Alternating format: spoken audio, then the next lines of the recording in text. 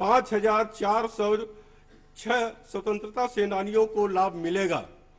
मेरी सरकार ने महाराष्ट्र कर्नाटक सीमा विवाद के शहीदों के विधिक वारिसों को पेंशन भी 10,000 रुपये से बढ़ाकर 20,000 रुपये प्रति महीना दुगना कर दी है।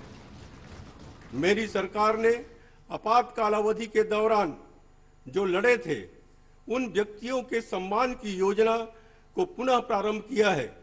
इस योजना में कुल 4,448 लाभार्थी को शामिल किया गया है।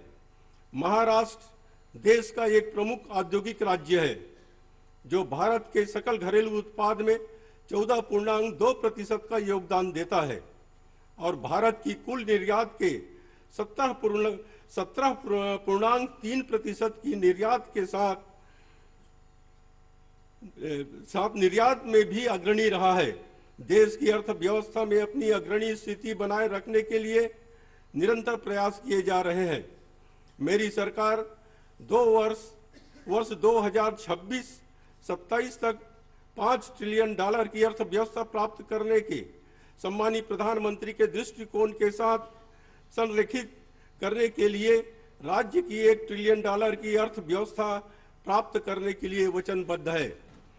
मेरी सरकार ने 13 से 16 दिसंबर 2022 के दौरान मुंबई में G20 शिखर सम्मेलन की पहली बैठक का और पुणे में 16 और 17 जनवरी 2023 के दौरान G20 शिखर सम्मेलन के मूलभूत सुविधा कार्यदल की बैठक का सफलतापूर्वक आयोजन किया था।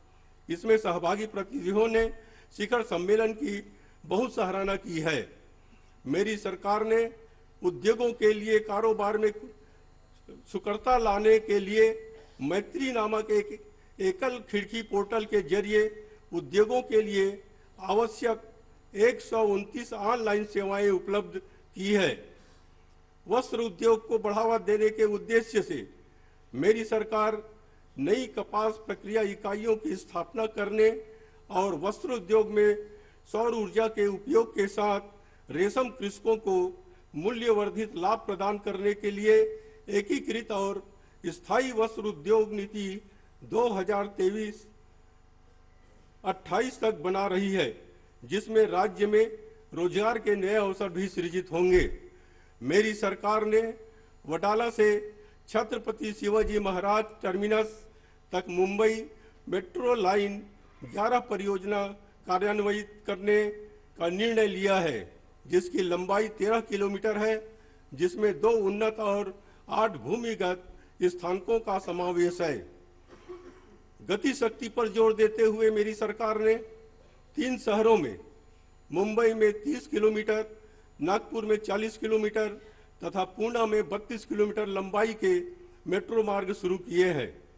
मेरी सरकार ने स्वच्छ भारत मिशन शहरी 2.0 की तर्ज पर स्वच्छ महाराष्ट्र मिशन शहरी 2.0 शुरू किया है।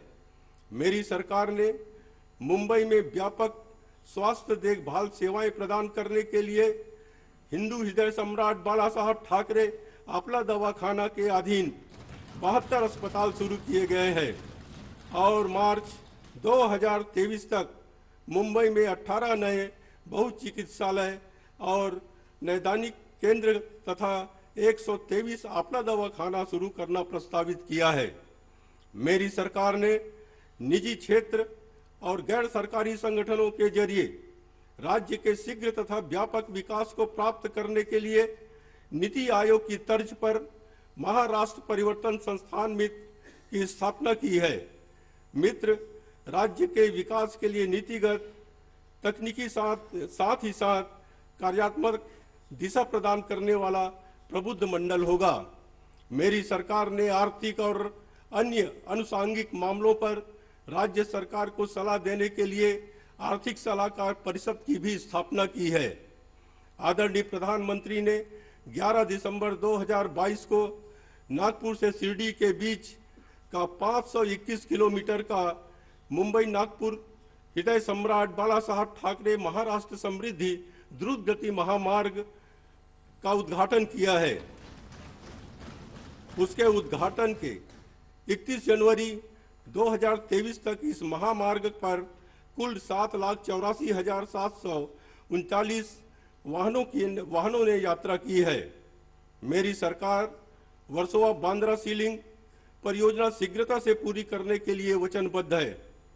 केंद्र सरकार से पूंजीगत व्यय के लिए विशेष सहायता योजना एशियाई विकास बैंक से उपलब्ध हुआ ऋण और हाइब्रिड एन्युटी योजना के जरिए राज्य में सड़क निर्माण कार्यक्रम शीघ्रता से शुरू है।